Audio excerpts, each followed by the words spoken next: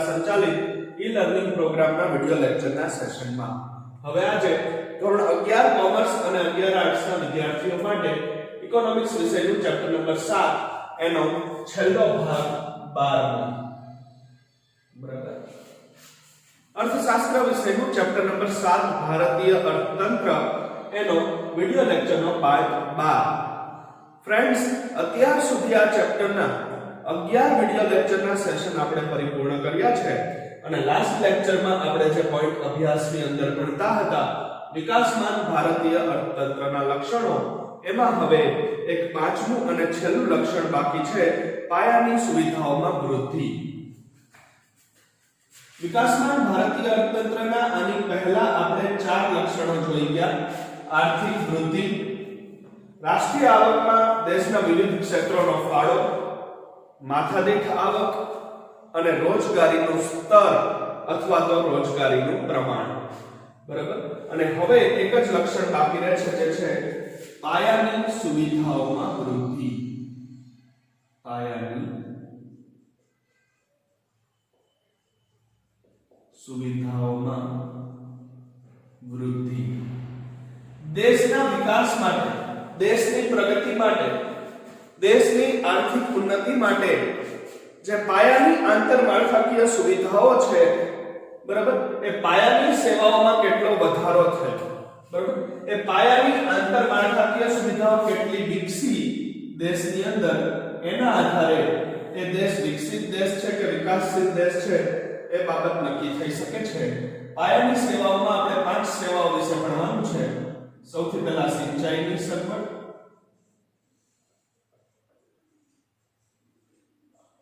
ત્યાર પછી શિક્ષણ ત્યાર પછી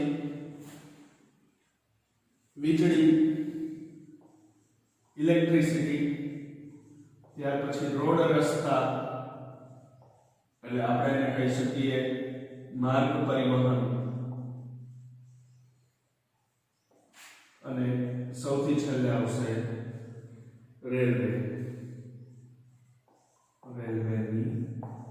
સુવિધા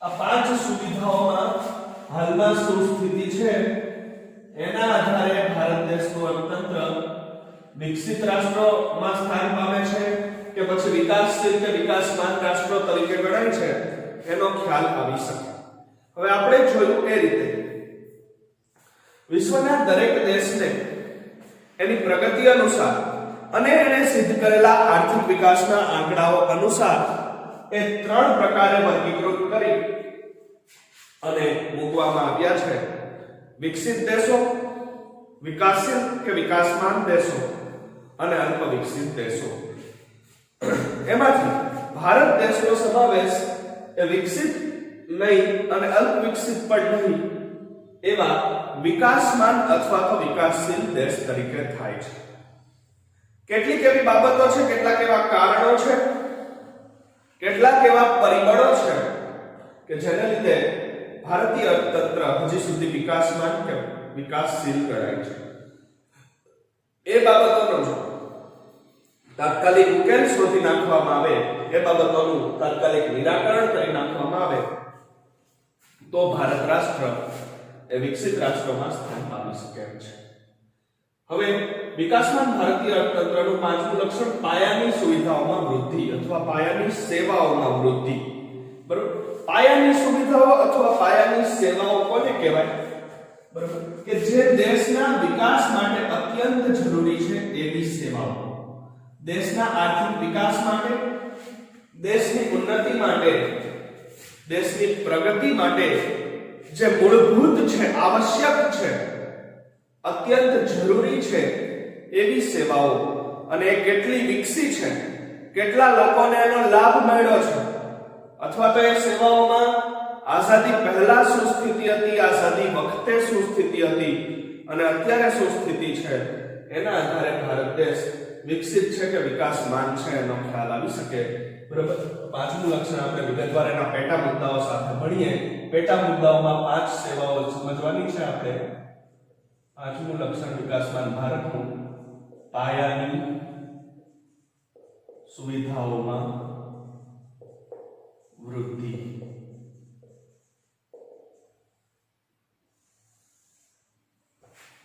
બરાબર. પહેલી સગવડ સિંચાઈની સગવડ.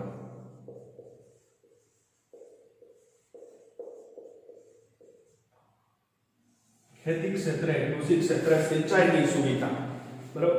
આપણે જાણીએ છીએ કે ભારત દેશ કૃષિ પ્રધાન દેશ છે. ભારતીય અર્થતંત્ર સંપૂર્ણપણે કૃષિ પર આધારિત છે અને ભારતની ખેતીનો આધાર એટલે કે ભારતના સંપૂર્ણ કૃષિ ક્ષેત્રનો આધાર એ વરસાદ ઉપર છે. બરાબર. ભારત કૃષિ આધારિત અને ભારતની કૃષિ એ વરસાદ આધારિત છે. બરાબર. અને ભારતમાં વરસાદ અપૂરતો અને અનિયમિત જોવા મળે છે. બરાબર. કેટલાક વર્ષે એ અતિવૃષ્ટિની પરિસ્થિતિ હોય તો કેટલાક વર્ષે દુષ્કાળની સમસ્યા પણ સર્જાય છે. તો એવા સમયે કે જ્યારે પૂરતો વરસાદ ન થાય ત્યારે સિંચાઈની સગવડ ખેતીનો પ્રાણ બની રહે છે. બરાબર. સિંચાઈની મદદથી પાકને બચાવી શકાય છે, પાકને નિષ્ફળ જતા અટકાવી શકાય છે અને ખેડૂતોનું વર્ષ સુધારી શકાય છે. તો સિંચાઈની સગવડની શું સ્થિતિ છે જો તો કે દેશની આર્થિક વૃદ્ધિનો આધાર પાયાની આર્થિક સુવિધાઓ ઉપર છે અને પાયાની સુવિધાઓમાં મુખ્યત્વે 5 સુવિધાઓ આપણે ગણવાની છે: સિંચાઈ, શિક્ષણ, વીજળી, રોડ રસ્તા એટલે કે માર્ગ પરિવહન અને રેલવે. આ ઉપરાંત વાહન વ્યવહાર, સંદેશા વ્યવહાર એ પણ એ પાયાની સુવિધાઓમાં સમાવિષ્ટ છે. આરોગ્ય એટલે કે દવાખાના, હોસ્પિટલોની સેવાઓ પણ એ પાયાની સુવિધાઓમાં સમાવિષ્ટ છે. વાત કરીએ સિંચાઈ વિશે તો વર્ષ 1950-51 માં સિંચાઈ વિશે શું કીધું છે? વર્ષ 1950-51 માં 22.6 મિલિયન હેક્ટરમાં સિંચાઈની સુવિધા હતી. 22.6 મિલિયન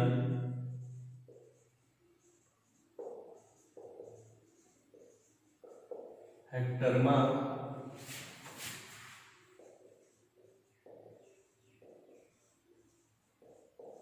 સિંચાઈની સુવિધા હતી.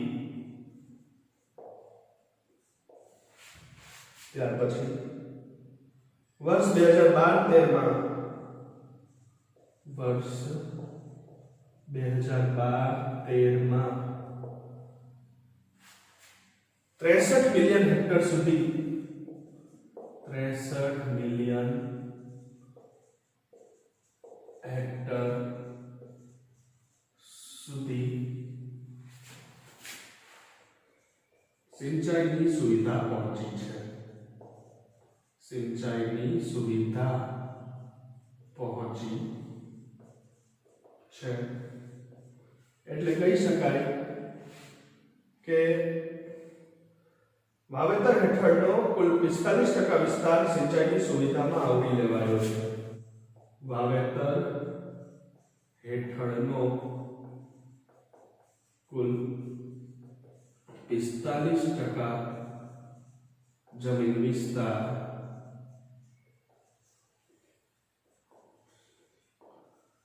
સિંચાઈની સુવિધા હેઠળ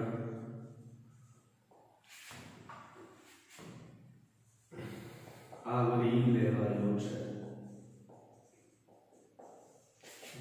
તો જો વાત કરીએ સિંચાઈની સુવિધાની સૌથી પહેલા, બરાબર, તો આઝાદી સમયે એટલે કે વર્ષ 1950-51 માં ખેતી લાયક કુલ જમીન હતી એટલે કે વાવેતર હેઠળનો જે કુલ વિસ્તાર હતો એમાંથી 22.6 મિલિયન હેક્ટરમાં સિંચાઈની સુવિધા મળતી હતી.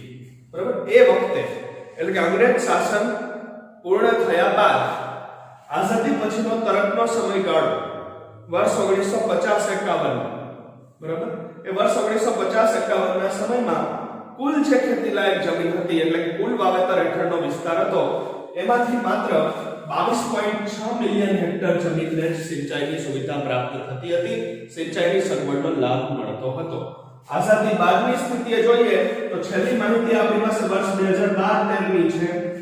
એ વર્ષ 2012-13 ના છેલ્લા આંકડા મુજબ હવે ખેતીની 63 મિલિયન હેક્ટર જમીનને સિંચાઈની સુવિધા પહોંચી છે. ભારત દેશમાં જે કુલ ખેતીલાયક જમીન છે એટલે કે કુલ ખેડાણ હેઠળની જમીન છે, કુલ ખેડાણ હેઠળની જમીનના કુલ વાવેતર હેઠળના વિસ્તારના 45% જમીન વિસ્તારને સિંચાઈની સુવિધા હેઠળ આવરી લેવાયો છે. બરાબર. 63 મિલિયન હેક્ટર જમીનને અત્યારે સિંચાઈનું પાણી મળી રહે છે.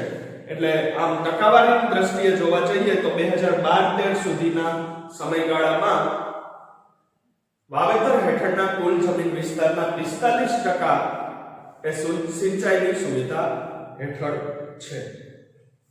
અને ધીમે ધીમે આ સિંચાઈની સુવિધા વધી રહી છે. નર્મદા યોજના પરિપૂર્ણ થઈ એટલે 4 રાજ્યો ગુજરાત, મહારાષ્ટ્ર, મધ્યપ્રદેશ અને રાજસ્થાન, આ 4 રાજ્યોની હજી પણ વધારે જમીન એ સિંચાઈ હેઠળ આવરી લેવામાં આવનાર છે. અત્યારની દ્રષ્ટિએ જોઈએ તો 45% વાવેતર હેઠળની જમીન સિંચાઈની સુવિધા પ્રાપ્ત કરે છે. એટલે કે પાયાની સુવિધા છે સિંચાઈ, ખેતી ક્ષેત્ર માટે પ્રાણરૂપ છે સિંચાઈ. તો આખા દેશમાં વાવણી લાયક 45% જમીન વિસ્તારને એ સુવિધા પ્રાપ્ત થઈ છે. 55% વિસ્તાર હજી પણ ખેતી માટે વરસાદ આધારિત છે. એ વિકાસમાન ભારતીય અર્થતંત્રનું લક્ષણ કહી શકાય. બરાબર. હવે વાત કરીએ શિક્ષણની સગવડ વિશે. પાયાની સેવાઓમાં બીજી સેવા સિંચાઈ જોઈ લીધા પછી હવે શિક્ષણ.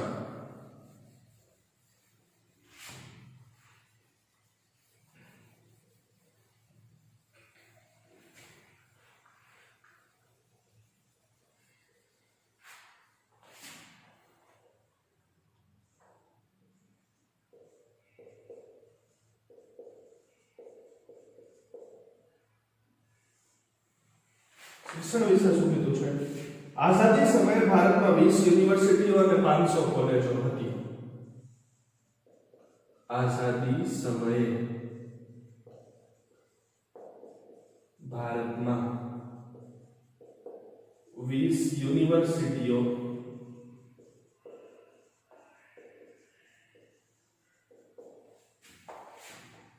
અને 500 કોલેજો હતી.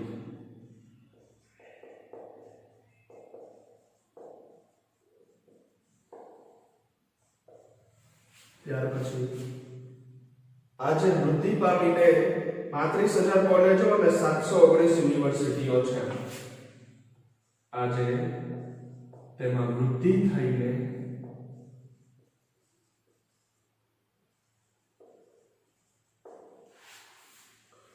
કુલ 35,000 કોલેજો અને 719 યુનિવર્સિટીઓ છે. કુલ 35,000 કોલેજો અને 719 યુનિવર્સિટીઓ છે. ભારતનો સાક્ષરતા દર 1951માં 18.33% હતો. ભારતનો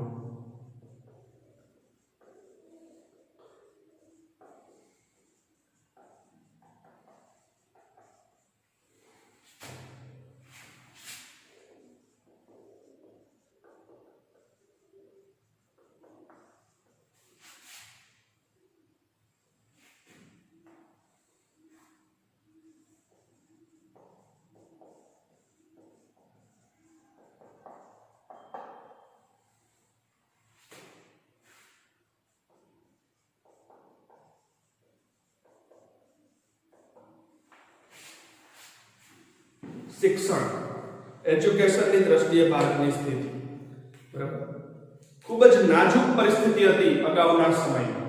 બરાબર. સ્વતંત્રતા વખતની વાત કરીએ 1947 પહેલાની અને 1947 પછી આઝાદી વખતે ભારતમાં માત્ર 20 યુનિવર્સિટીઓ અને આખા દેશમાં મળી અને કુલ ટોટલ 500 કોલેજો હતી. આઝાદી સમયે ભારતમાં 20 યુનિવર્સિટીઓ અને સંપૂર્ણ ભારતમાં મળી અને કુલ ટોટલ 500 વિશ્વવિદ્યાલયો એટલે કે 500 કોલેજો હતી કે જે શિક્ષણ આપતી હતી વિદ્યાર્થીઓને. આ બધી જ આંકડાકીય માહિતી ખૂબ અગત્યની છે. પરીક્ષાની દ્રષ્ટિએ આમાંથી પ્રશ્નો પૂછાય છે વિકલ્પો અને એક વાક્યના સ્વરૂપમાં. અને આ રીતે અર્થશાસ્ત્ર વિષયના દરેક ચેપ્ટરમાં ભરપૂર આંકડાકીય માહિતીઓ છે. જેટલા પોઈન્ટ્સ જેટલી લાઈન અહીં અંડરલાઈન થાય છે એ ફરજિયાતપણે દરેક વિદ્યાર્થી યાદ રાખે અને એનો અભ્યાસ કરે અને વારંવાર એને રિવાઇઝ કરે. બરાબર. તો આઝાદી સમયે 1947 વખતે એ ભારતમાં કુલ 20 યુનિવર્સિટીઓ અને સંપૂર્ણ ભારતમાં મળી અને 500 કોલેજો હતી. આજે વધી, આજે એમાં વધારો થયો, આજે એમાં વૃદ્ધિ થઈ અને આખા દેશમાં કુલ 35,000 કોલેજો છે અને 719 યુનિવર્સિટીઓ છે. બરાબર. છેલ્લી માહિતી જે આપણને 2011 ની મળે છે એ મુજબ સંપૂર્ણ ભારતમાં કુલ 35,000 કોલેજો, સેલ્ફ ફાઇનાન્સ અને સરકારી બંને થઈને, અને 719 યુનિવર્સિટીઓ છે. હવે વાત કરીએ સાક્ષરતા દરની, સાક્ષરતાના પ્રમાણની. બરાબર. તો 1951 ના વર્ષમાં આઝાદી પછીનો શરૂઆતનો સમયગાળો છે. એ વખતે માત્ર કુલ વસ્તીના 18.33% લોકો જ સાક્ષર હતા, એટલે કે શિક્ષણ પામેલા હતા, શિક્ષિત હતા, લખતા વાંચતા આવડતું હતું એવા 18.33% લોકો જ હતા દેશની કુલ વસ્તીમાંથી. એ સાક્ષરતાનો દર વધી અને છેલ્લી માહિતી આપણી પાસે 2011 ના વર્ષની છે. આજે કુલ વસ્તીના 73% લોકો સાક્ષર છે, શિક્ષિત છે. બરાબર. કુલ વસ્તીના 73% લોકોને શિક્ષણ પ્રાપ્ત થયું છે એટલે કે સાક્ષરતાનો દર પણ વધ્યો છે ભારતની અંદર. છતાંય હજી 27% લોકો એ નિરક્ષર છે, અભણ છે. એ વિકાસમાન ભારતનું લક્ષણ ગણાય છે. બરાબર. તો સાક્ષરતામાં વધારો તો થયો, પરંતુ સંપૂર્ણપણે શિક્ષિત રાષ્ટ્ર બની શક્યું નથી ભારત. એકમાત્ર રાજ્ય કેરળ, જેને આપણે કેરાલાના નામથી પણ ઓળખીએ છીએ, ત્યાં સાક્ષરતાનો દર એ 100 ની નજીક છે, 100% ની નજીક છે. કેરળ સિવાયના બાકીના તમામ રાજ્યોમાં પરિસ્થિતિ હજુ ચિંતાજનક ગણાય છે. આ ઓવરઓલ આખા ભારતનો સાક્ષરતા દર તમને કીધો. બરાબર. 18.33 અને 73% જે આંકડાઓ છે સમગ્ર ભારતના સરેરાશ કાઢેલા છે અને એવરેજ કાઢેલા છે. તો આ સાક્ષરતા પણ આટલા હદે એ વધી છે આઝાદી પછી, પરંતુ તેમ છતાં હજી નિરક્ષરતાનું અસ્તિત્વ પણ જોવા મળે છે. એ વિકાસમાન ભારતીય અર્થતંત્રનું લક્ષણ છે. સિંચાઈ અને શિક્ષણ વિશે ભણી લીધા પછી હવે ત્રીજી પાયાની સુવિધા વીજળી વિશે આપણે અભ્યાસ કરવાનો છે. પોઈન્ટ નંબર 3 સી, વીજળી, ઇલેક્ટ્રિસિટી.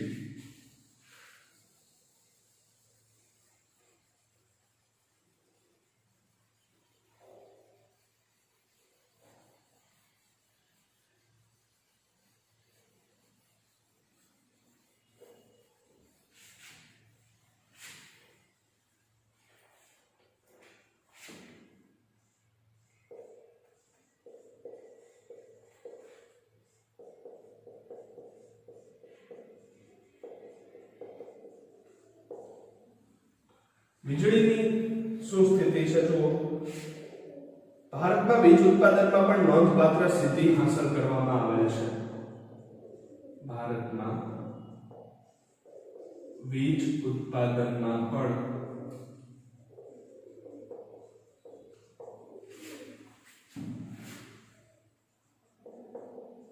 નોંધપાત્ર સિદ્ધિ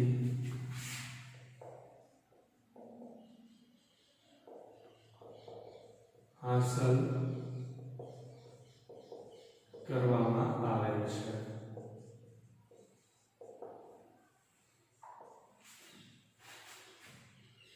વર્ષ 1950-51 માં 2300 મેગાવોટ વીજ ઉત્પાદન થતું હતું. વર્ષ 1950-51 માં ભારતમાં માત્ર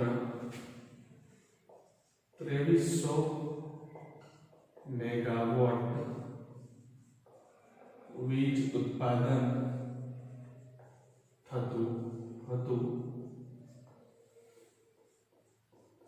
તે વધીને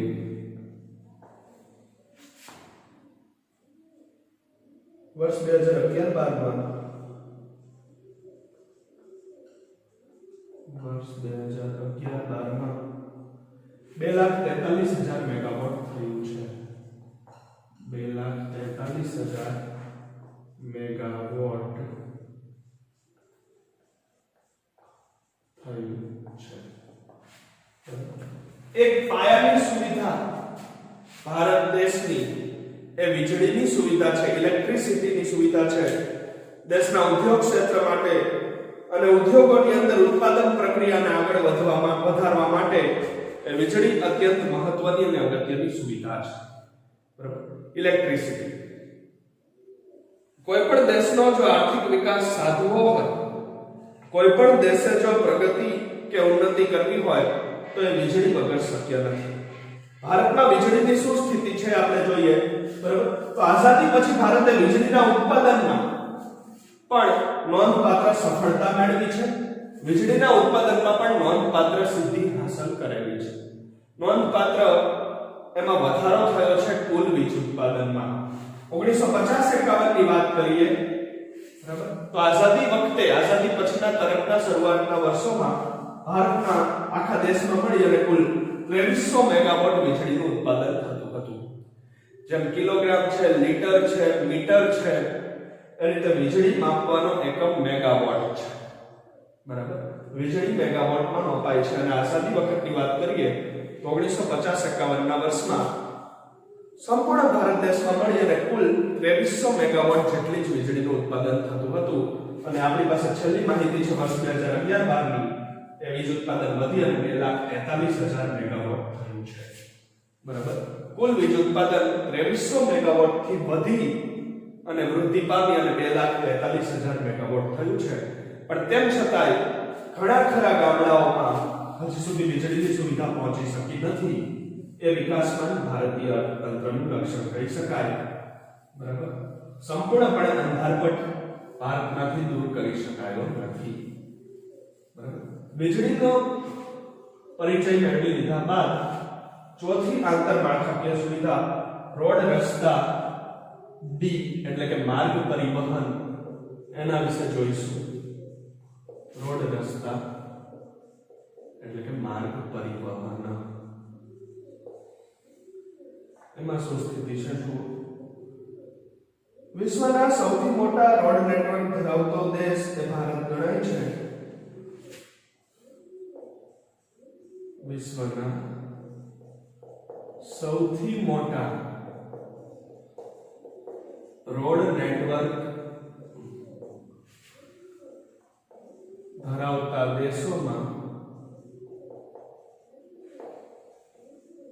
ભારત સમાવિષ્ટ છે. અને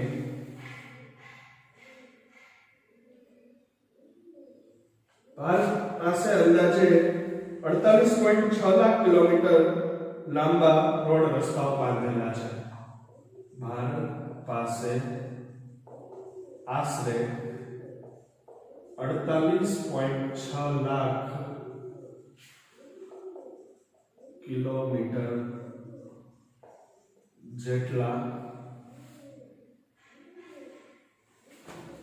લાંબા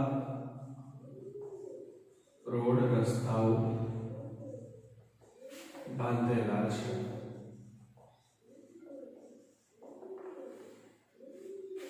જો વિશ્વના જે સૌથી વધારે રોડ રસ્તા ધરાવતા દેશો છે એમાં ભારત સમાવિષ્ટ છે. બરોબર. સૌથી વધુ લાંબુ રોડ નેટવર્ક હોય વિશાળ એવા દેશોમાં ભારતનો સમાવેશ થાય છે. બરોબર. બહુ ઓછા એવા દેશો છે આખી દુનિયામાં કે જેની પાસે રસ્તા અને સડકો વ્યવસ્થિત બાંધેલા છે.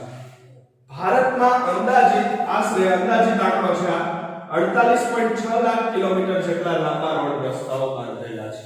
બરોબર. એટલે કે રોડ, રસ્તા, સડક પરિવહન, માર્ગ પરિવહનની બાબતમાં પણ ભારતે નોંધપાત્ર સિદ્ધિઓ હાંસલ કરી છે. છતાં પણ કુલ રોડ વિસ્તારના, કુલ જમીન વિસ્તારના લગભગ 68% રસ્તાઓ ભારતે બાંધેલા છે. 32% રસ્તાઓ હજી પણ બાકી છે અને બાંધકામ ચાલુ છે અથવા તો બાકી છે. એ વિકાસમાન ભારતીય અર્થતંત્રનું લક્ષણ કહી શકાય. બરાબર. અને હવે વાત કરવાની છે છેલ્લે રેલવે વિશે. આપણે સૌ પરિચિત જ છીએ એનાથી.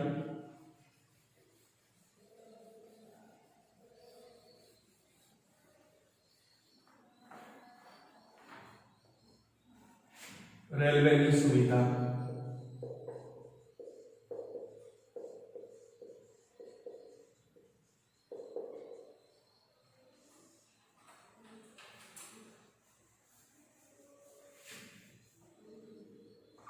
એની અંદર ભારતીય રેલવે સમગ્ર વિશ્વમાં ચોથા નંબરનું સૌથી લાંબુ અને મોટું રેલ નેટવર્ક ધરાવે છે.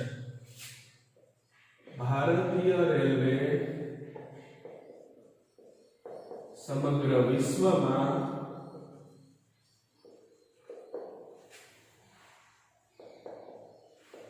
ચોથા નંબરનું સ્થાન ધરાવે છે.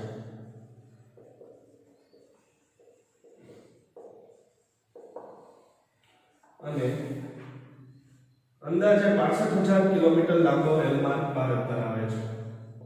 ભારત અંદાજે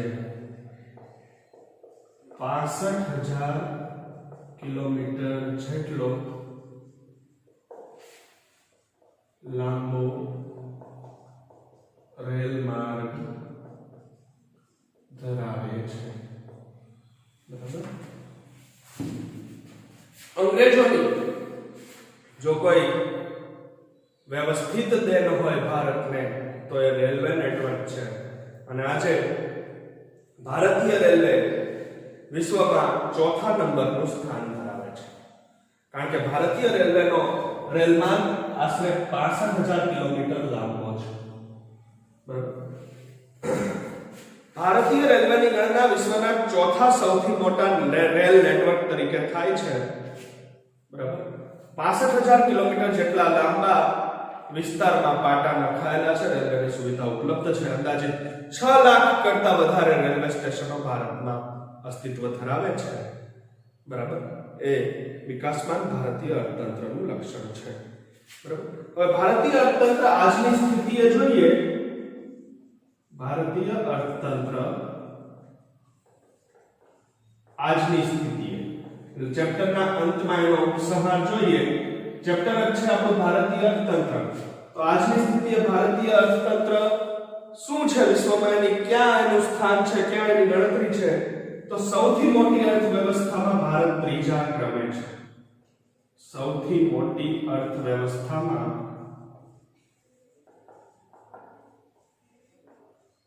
ભારત ત્રીજા ક્રમે છે. બરાબર. પહેલા ક્રમે અમેરિકા, બીજા ક્રમે ચીન અને સૌથી મોટા અર્થતંત્રમાં વિશ્વની સૌથી મોટી અર્થવ્યવસ્થાઓમાં ભારત ત્રીજા નંબરે છે. થર્ડ સ્થાન ધરાવે છે. બરાબર. સૌથી મોટી અર્થવ્યવસ્થાઓમાં ભારત ત્રીજા નંબરે છે. અને ભારતીય અર્થવ્યવસ્થા જાપાનથી આગળ છે. પહેલા જાપાનનું સ્થાન ત્રીજું હતું, હવે એનું સ્થાન ચોથું છે. ભારતીય અર્થવ્યવસ્થા જાપાનથી પણ આગળ છે.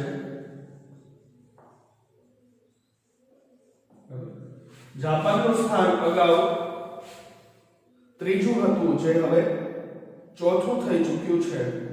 બરાબર. અને વર્ષ 2005 માં ભારતીય અર્થવ્યવસ્થા 10મા ક્રમે હતી, એમાંથી ત્રીજા ક્રમે આવી છે. વર્ષ 2005 માં અર્થવ્યવસ્થા ભારતની 10મા ક્રમે હતી, જે ત્રીજા ક્રમે પહોંચી ચૂકી છે. એ રીતે કહી શકાય કે ભારતીય અર્થતંત્રએ તમામે તમામ ક્ષેત્રમાં અભૂતપૂર્વ વિકાસ સાધ્યો છે, નોંધપાત્ર વિકાસ સાધ્યો છે. અને ભવિષ્યના આવતા અમુક વર્ષોમાં એ ભારતીય અર્થતંત્ર વિકસિત રાષ્ટ્રોમાં સ્થાન પામશે. તો આ સાથે આપણે ઇકોનોમિક્સના ચેપ્ટર નંબર 7 ભારતીય અર્થતંત્રની પૂર્ણાહુતિ કરીએ છીએ. અને આ ચેપ્ટરમાં જેટલા પણ વર્ષો અને સંખ્યાત્મક માહિતીઓ એટલે કે આંકડાઓ આવ્યા છે એ તમામ યાદ રાખવાના છે. દાખલા તરીકે રેલવેની સ્થાપના ક્યારે થઈ, રિઝર્વ બેંક ઓફ ઇન્ડિયાની સ્થાપના અને એનું રાષ્ટ્રીયકરણ ક્યારે થયું, બરાબર. ભારતના લોકોની માથાદીઠ આવક કેટલી હતી, બરાબર. 2011ના વર્ષમાં રોજગારી કૃષિ ક્ષેત્રમાંથી કેટલા લોકોને મળતી હતી, બરાબર. ભારતીય રેલવેનો વિશ્વમાં કેટલામો ક્રમ છે, કેટલા ટકા વસ્તી શિક્ષિત છે, કેટલા ટકા વસ્તી ગરીબ છે, બરાબર. આ બધા જ આંકડાઓ ચેપ્ટરના યાદ રાખવાના છે ખાસ તો, બરાબર. આ સાથે ચેપ્ટર નંબર 7 ભારતીય અર્થતંત્ર અહીંયા પૂર્ણ થાય છે. ફરી મળીશું એક નવા ચેપ્ટરની શરૂઆત સાથે. Thank you all of you.